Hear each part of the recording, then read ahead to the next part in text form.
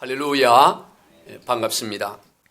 오늘 본문의 내용은 예수님께서 십자가의 죽음을 바로 몇 시간 앞둔, 즉 고난주간 다섯째 날인 목요일 날 저녁에 마지막 만찬을 드실 때 일어난 일입니다. 그때 예수님에 대하여 오늘 본문의 저자인 사도 요한은 예수님께서 세상에 있는 자기 사람들 곧 제자들을 사랑하시되 끝까지 사랑하셨다, 그렇게 기록하고 있습니다. 본문 1절을 같이 읽습니다. 시작. 6월절 전에 예수께서 자기가 세상을 떠나 아버지께로 돌아가실 때가 이른 줄 아시고 세상에 있는 자기 사람들을 사랑하시되 끝까지 사랑하시니라. 성도 여러분, 예수님은 우리를 사랑하시되 끝까지 사랑하십니다. 오늘 우리들도 그러한 사랑을 해야 합니다. 내게 좀 잘해주면 사랑하고 좀 섭섭하게 하고 좀 못해주면 미워하는 그런 사랑이 아니라 우리 주님처럼 끝까지 사랑할 수 있는 그런 사랑을 해야 합니다. 그러면 누가 그런 사랑을 할 수 있을까요? 인간적으로는 그런 사랑을 할 수가 없습니다. 사람의 결단과 의지로서는 불가능합니다. 어떻게 생떼 같은 두 아들을 죽인 자를 용서할 수가 있겠습니까?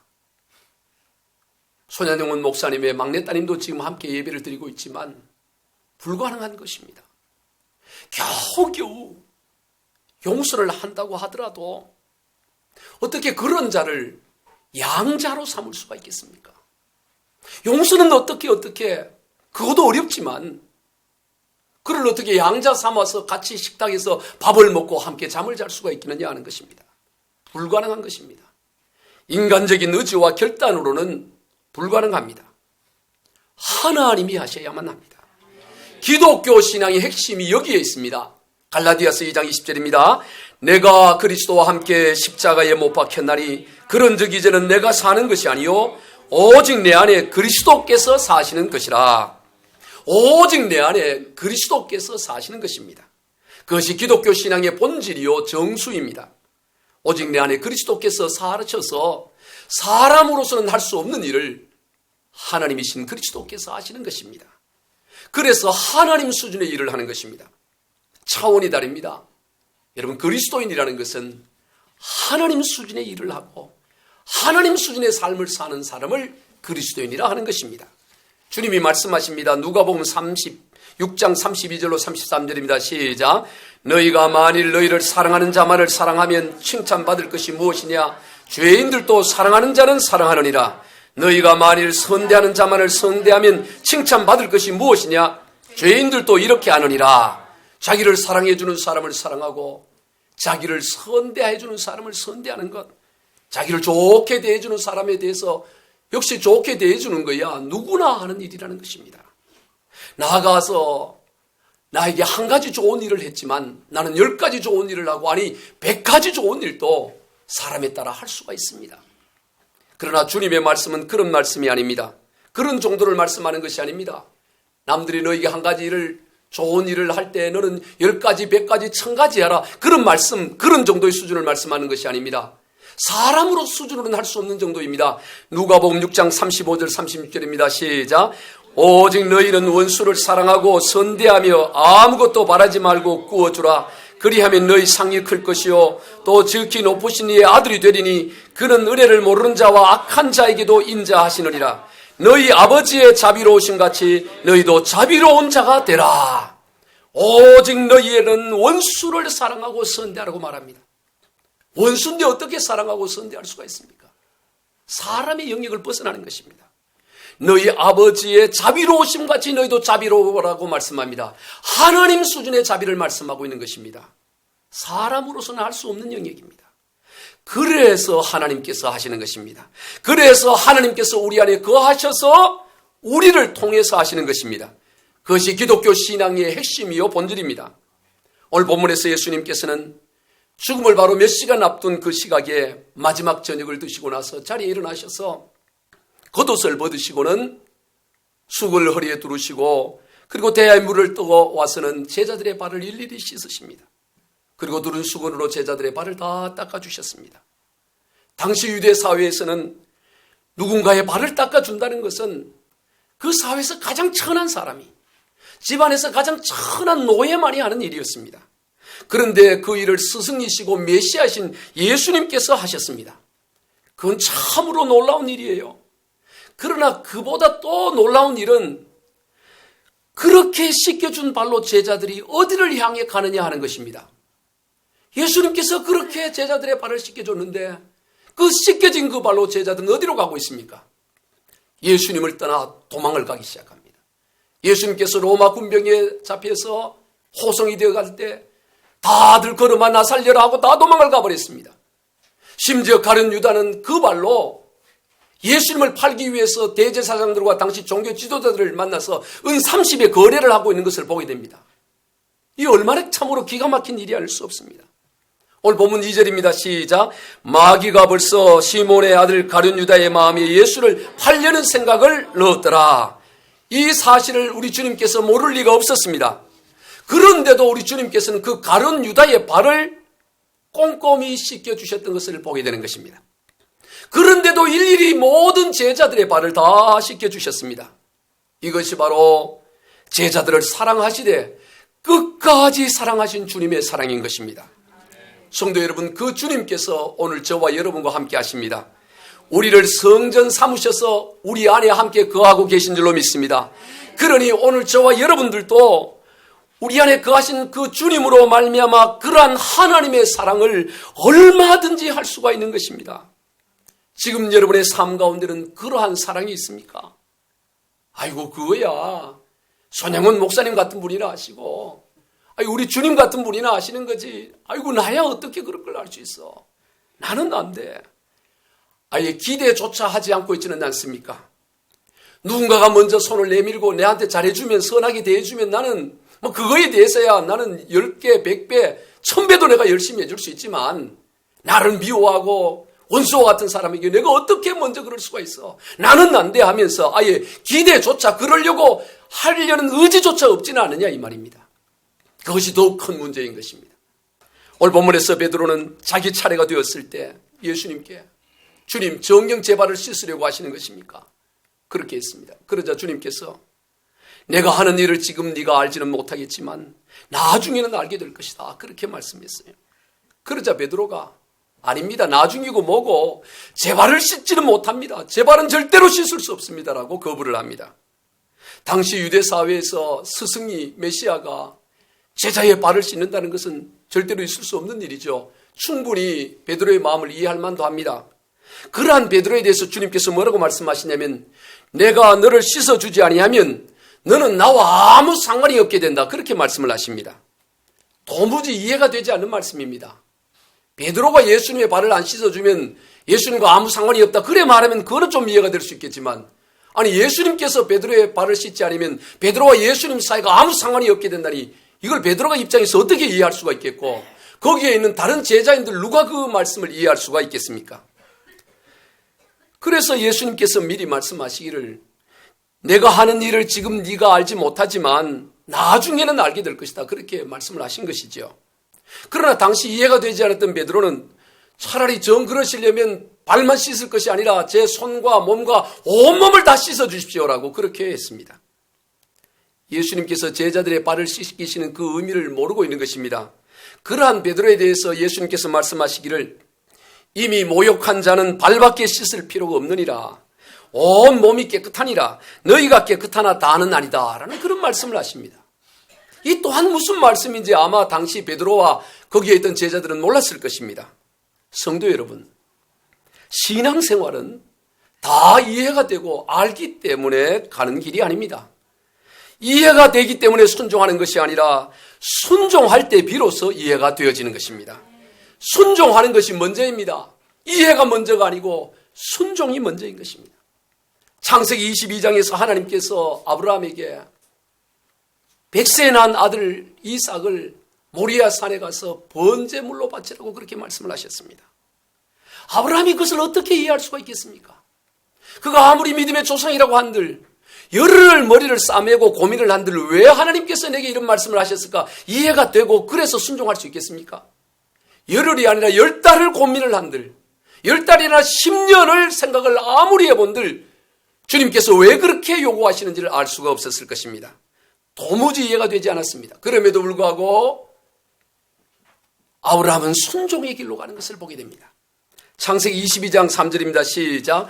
아브라함이 아침에 일찍이 일어나 나귀의 안장을 지우고 두 종과 그의 아들 이삭을 데리고 번제에 쓸 나무를 쪼개어 가지고 떠나 하나님이 자기에게 일러준 곳으로 가더니 아침에 일찍 일어나서 왜 하나님이 이런 말씀을 하시는가 그걸 고민하고 알려고 이해하고 깨달으려고 그러지도 않았어요.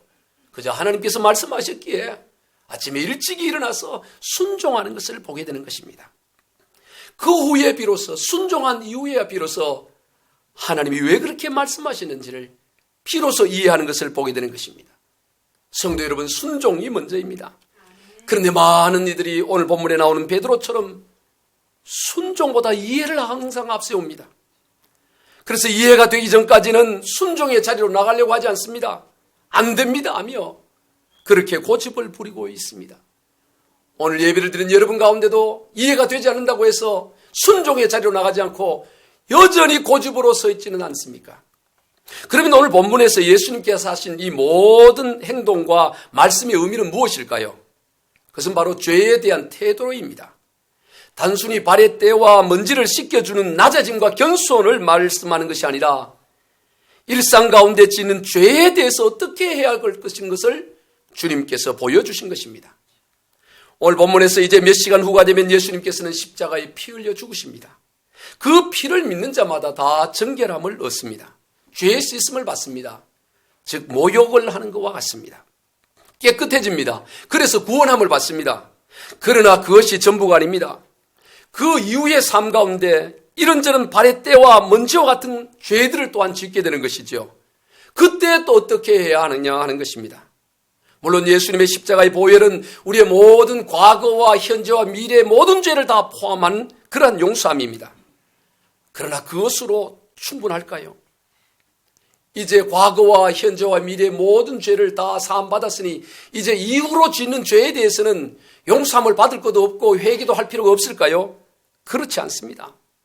한번 용서받고 구원받았으니 더 이상 회개할 것도 없고 용서받을 것도 없다고 하는 것이 바로 대표적인 이단인 구원파의 핵심 교리인 거예요. 구원파의 교리의 핵심이 여기에 있어요. 구원받았는데 뭐 또 회개하고 또 그러냐고. 그때 다 해결됐다고 하는 거예요. 그저 기쁘게 즐겁게 그리고 기쁜 소식 뭐 이런 거 만들잖아요. 오늘 본문에서 주님은 그러면 너와 나는 아무 상관이 없게 된다고 주님은 말씀하시는 거예요. 비록 예수 그리스도를 믿고 구원함을 받았다 할지라도 그 이후로 우리가 일상 가운데 짓는 죄에 대해서 깨끗함과 정결함을 받아야 되는 것입니다. 그렇지 않으면 구원에 이르지 못하는 결과에 이르게 된다고 주님 말씀하는 거예요. 그래서 사도 바울은 빌립보 교회의 성도들을 향해서 빌립보서 2장 12절입니다. 시작. 항상 복종하여 두렵고 떨림으로 너희의 구원을 이루라. 항상 복종하고 두렵고 떨림으로 순종함으로 구원을 이루어 가야 한다고 말씀하는 것입니다. 나아가 본인 자신도 바울은 고린도전서 9장 27절입니다. 내가 내 몸을 쳐서 복종하게 하면 내가 남에게 전파된 후에 자신이 도리어 버림을 당할까 두려워함이로다. 여러분 사도 바울 같은 인물이 세상 어디에 있습니까? 그런 인물조차도 내가 하나님으로부터 버림당할까 늘 나 자신을 쳐서 복종하며 구원을 이루어가고 있다고 그렇게 고백하는 것입니다. 사랑하는 성도 여러분, 여러분은 매일 죄의 발을 씻고 있습니까? 이런저런 죄에 대한 회개와 용서함이 있습니까? 만약 그러하지 않는다면 내가 너를 씻어주지 않으면 너는 나와 아무 상관이 없게 된다고 하신 주님의 말씀을 깊이 생각해 보아야 하는 것입니다. 요즘 시대는 죄에 대해서 너무나 가볍게 생각합니다. 죄를 별스럽게 여기지 않습니다. 웬만한 죄는 뭐 다 죄 짓고 사는 것이지 이 세상 사는데 죄 안 짓고 누가 살 수 있어? 다 거기서 거기지 하면서 적당히 죄를 그렇게 넘어가려고 합니다. 그런데 여러분 기억해야 합니다. 죄가 얼마나 무서운지 창조주 하나님이 죽을 만큼 심각하라는 것이라는 거예요. 여러분은 죄를 지금 어떻게 여기고 있습니까? 죄에 대해서 애통해 본 적이 언제입니까? 가슴을 찢어본 적이 언제입니까? 눈물을 흘려본 적이 언제입니까? 애통해 본 적이 언제입니까? 언젠가부터 우리 가운데 애통이 사라져버렸습니다.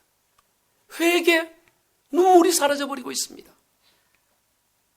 찬송가 280장 천부여 의지 없어서 손들고 옵니다. 주 나를 외면하시면 나 어디 가리까. 찬송가 279장 인애하신 구세주여 내 말 들으사 죄인노라 하실 때 날 부르소서. 여러분 이런 찬양은 그냥 부르지를 못했어요. 몇십 년 전만 해도. 천부여 의지 없어서 손들고 옵니다. 주 나를 외면하시면 나 어디가. 그러면요 눈물이 그냥 주르르 흐르는 거예요. 그냥 목소리만 부르는 게 아니라 눈물 콧물 흐리면서 부릅니다. 인애하신 구세주여 내 말 들으사 죄인 오라 하실 때에 날 부르소. 통곡하며 불러요. 가슴을 치면서 죄인 오라 하실 때 날 부르소서. 그냥 부르는 노래가 아니었어요. 몇십 년 전만 내들어도 콧물 눈물 흘리면서 불렀습니다. 그런데 요즘은 너무나 말짱해요. 나 같은 죄인 살리신 주 은혜 놀라와 잃었던 생명 찾았고 광명을 얻었네. 나 같은 죄인이 구원받아 잃었던 생명 찾고 광명을 얻었는데 어떻게 그냥 맨정신으로 부를 수가 있냔 말이에요. 오늘 우리 가운데 눈물이 회복되어야 될 줄로 믿습니다. 회개가 회복되고 눈물이 회복되고 거기에 부흥이 있는 거예요. 회복되시기 바랍니다. 눈물이 회복되고 회개가 회복되고 하나님의 사랑이 회복되고 의뢰가 회복되고. 그런데 언젠가부터 이 땅에 죄에 대한 회개의 눈물이 메말라져 버렸습니다. 대신 정반대 현상이 나타납니다. 다른 사람들을 향한 정죄와 비판의 날선검이 얼마나 이 땅 가운데 충만한지 몰라요. 예수님께서 제자의 발을 손수 다 씻기고 나서 제자들로 하여금 예수님께서 그렇게 행하신 것은 제자들도 서로 그렇게 행하라고 그렇게 본을 보여주셨다고 말씀해요. 오늘 보면 14절 15절입니다. 시작. 내가 주와 또는 선생이 되어 너희 발을 씻었으니 너희도 서로 발을 씻어주는 것이 옳으니라. 내가 너희에게 행한 것 같이 너희도 행하게 하려 본을 보였노라. 예수님께서 제자들의 발을 씻겨주신 것은 먼저는 제자들로 하여금 그들의 일상적인 죄에 대해서 늘 회개하고 죄 씻음을 받을 것을 가르쳐 주시고자 함이었고, 또 다른 하나는 서로 죄를 씻어주는 삶, 즉 서로 용서하는 삶을 살 것을 본으로 보여주셨다고 말씀하시는 것입니다. 여러분, 죄 용서는 누가 하는 것입니까? 누가 죄를 용서하실까요? 하나님만 죄 용서하십니까? 아닙니다. 하나님도 죄를 용서하지만 사람도 역시 죄를 용서해야 하는 것입니다. 오늘 저와 여러분도 죄 용서를 해야 돼요. 그래서 예수님께서는 기도를 가르쳐 주시면서 마태복음 6장 12절입니다. 시작. 우리가 우리에게 죄진 자를 사하여 준 것 같이 우리 죄를 사하여 주시옵고. 오늘 저와 여러분도 죄를 사하는 용서를 해야 된다고 주님은 말씀하는 것입니다. 오늘 우리가 우리에게 죄를 사하여 준 것처럼 하나님도 우리를 사하여 준다고 말씀하시는 거예요. 오늘 본문에서 예수님께서 제자들의 발을 씻겨주신 것은 바로 그러한 의미가 내포되어 있는 것입니다. 내가 너희에게 행한 것 같이 너희도 행하게 하려고 본을 보였노라. 여러분, 사람마다 이런저런 냄새나는 발과 같은 허물과 죄가 있어요. 여러분, 발에 냄새 안 나는 사람 있을까요? 아니, 나는 발은 절대로 냄새가 안 나요. 지 발이니까 안 나지 딴 사람 맡아보면 나요. 발에는 다 냄새가 나게 되어 있습니다. 냄새 나지 않는 발이 어디 있어요? 그런데 주님께서는 그 냄새 나는 발, 그런 허물과 죄에 대해서 우리 그리스도인들이 주의 제자들이 어떻게 해야 될 것인가? 그것을 바로 덮어주고 씻어주고 용서해주고 사해주라고, 그것을 본으로 보여주는 것을 오늘 본문을 통해 나타내고 계시는 것입니다. 여러분, 교회와 세상이 무엇이 다릅니까? 다른 것이 수없지 많지요. 교회와 세상 공동체와는 너무나 많은 것이 다릅니다. 그러나 무엇보다도 죄에 대한 태도가 다릅니다.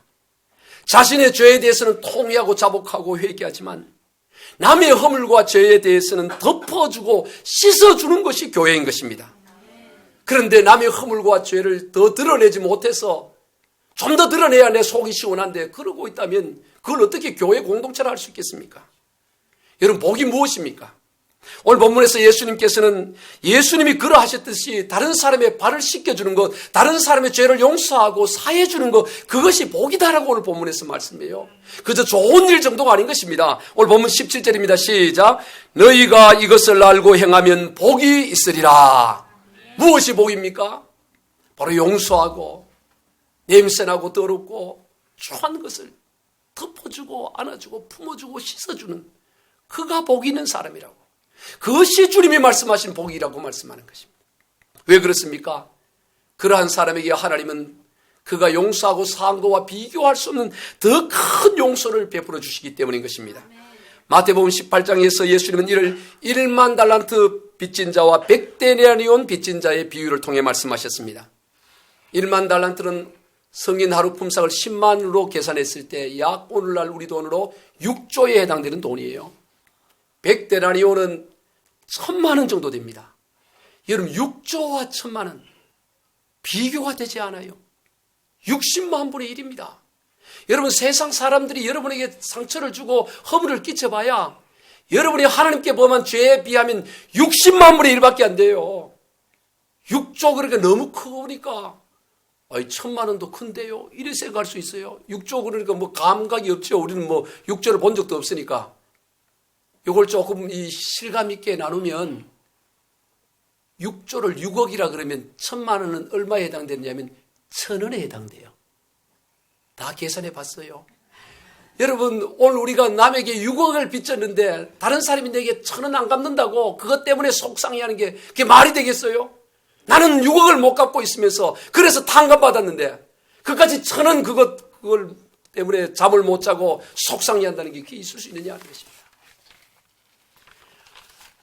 오늘 이 사실을 깨닫게 되면 용서하지 못할 사람이 없고 사랑하지 못할 사람이 없는 줄로 믿습니다. 나는 절대로 용서 못해. 그 말은 나는 절대로 그리스도인이 아니야. 그 말과 같은 것입니다. 하나님의 사람은 1만 달란트의 빚을 탕감받은 하나님의 사람은 어떤 사람도 용서할 수 있고 어떤 사람도 다 사랑할 수가 있는 것입니다. 그것을 깨닫는 것이 복인 것입니다. 말씀을 정리합니다.